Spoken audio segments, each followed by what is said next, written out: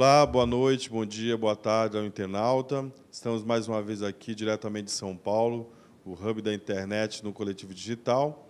E essa é uma produção do Instituto Voz. Eu, Paulo Edson Índio, vou apresentar para vocês o debate sobre o Marco Civil da Internet.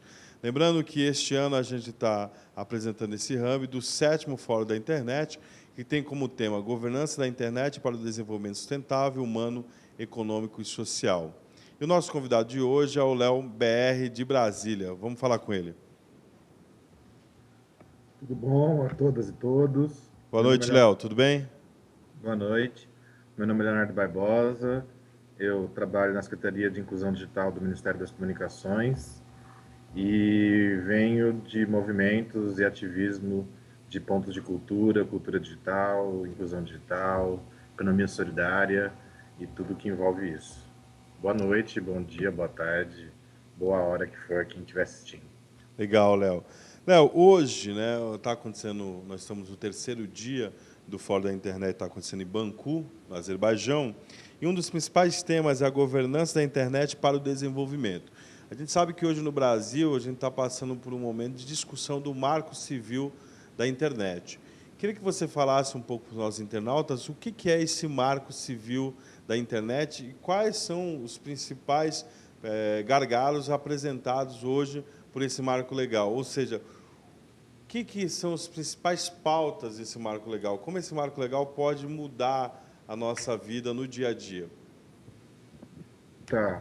Bem, o Marco Legal ele foi lançado uma consulta pública, né, para poder discutir os direitos e deveres dos cidadãos e das cidadãs em relação à internet. Né? Essa consulta pública foi online, muitos ativistas, muitas pessoas dos movimentos de democratização, né, do acesso à internet participaram e construíram conjuntamente um marco que pode ser considerado como pioneiro no mundo todo em relação principalmente aos direitos, né, dos internautas. O que acontece é que esse marco ele foi emperrando, né, porque ele tinha algumas questões que batiam com interesses muito grandes, como a própria questão que é a principal, né, da neutralidade de rede, que modifica, né, caso não tenhamos uma neutralidade de rede, modifica o fluxo de informação ao qual você recebe, né? E não fica na sua mão, na verdade fica na mão das empresas que coordenam o tráfego na internet, né? Então esse é um exemplo de como que o Marco Civil da internet ele ia servir para poder termos regras mínimas, né, comuns para esse uso. O problema é que ao mesmo tempo você tem outros projetos de lei conhecidos no Brasil, como o PL Azeredo, né, do então senador, hoje deputado Eduardo Azeredo, de Minas Gerais, que, na verdade, ele era bem complexo, porque o Marco Civil foi uma resposta jurídica, inclusive, né, ao PL do Azeredo, que o PL do Azeredo ele vinha muito, né, nessa ideia de criminalizar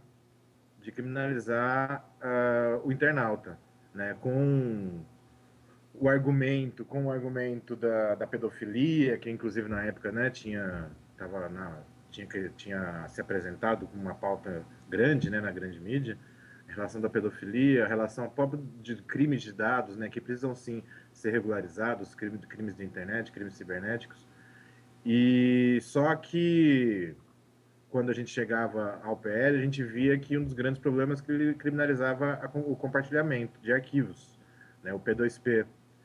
E, e percebeu-se que se precisava de um marco legal para direitos e deveres, não só deveres ou criminalizações que não entendiam a neutralidade de rede, que não entendiam essa nova dinâmica da internet, inclusive econômica, né?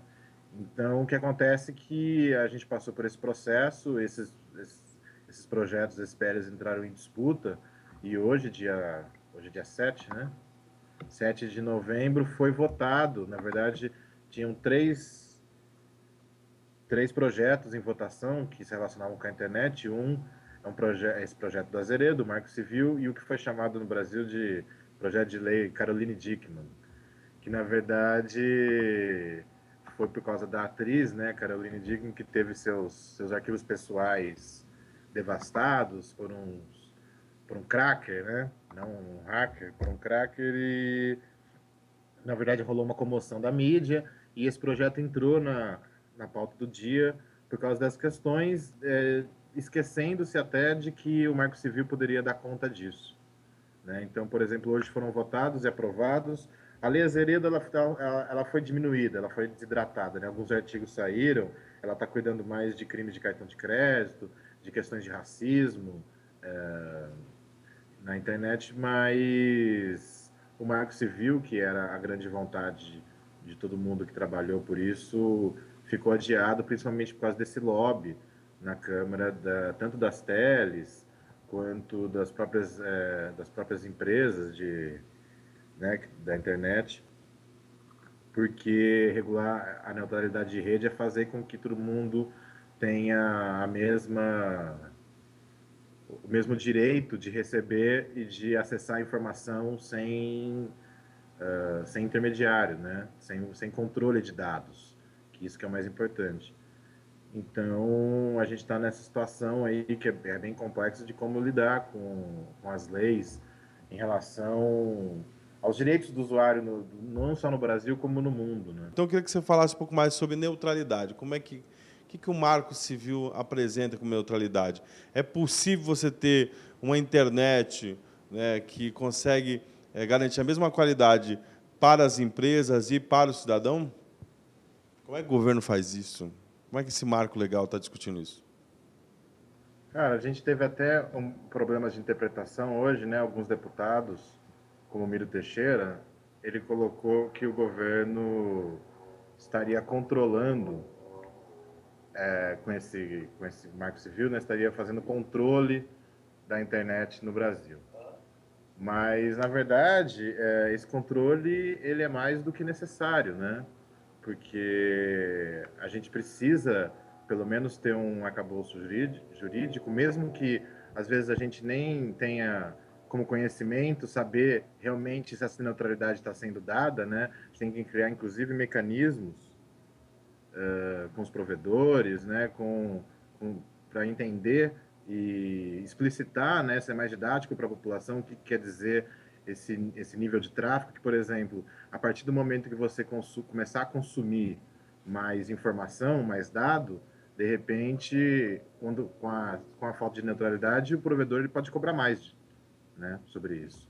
Então, na verdade, a questão da neutralidade é uma forma de impor barreiras. A internet ela traz, pensando em desenvolvimento, inclusive, uma outra forma de se pensar a economia.